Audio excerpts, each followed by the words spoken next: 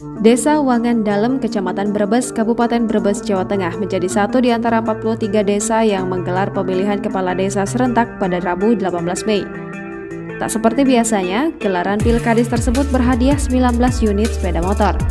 18 sepeda motor akan diundi untuk warga, sementara satu sisanya diberikan kepada calon kepala desa yang kalah. Belasan door prize sepeda motor itu rupanya adalah pemberian dari seorang warga kelahiran desa setempat, Windu Aji Suranto. Windu merupakan seorang pengusaha tambang nikel yang sukses berkarir di Jakarta.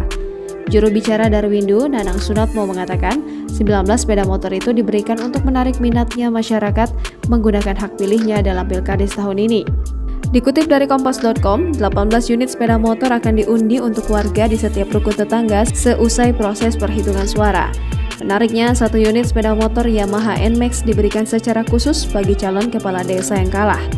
Nanang menegaskan, Windu tidak terikat atau menjadi pendukung salah satu calon kepala desa yang sedang berkompetisi. Pihaknya justru ingin mengayomi kedua calon dan setiap pendukungnya agar tanah kelahirannya selalu aman dan damai. Untuk diketahui, ada dua calon kepala desa yang bersaing dalam pesta demokrasi tersebut. Nomor urut 1 yakni Siswondo dan nomor urut 2 yakni Mamur Rosidin.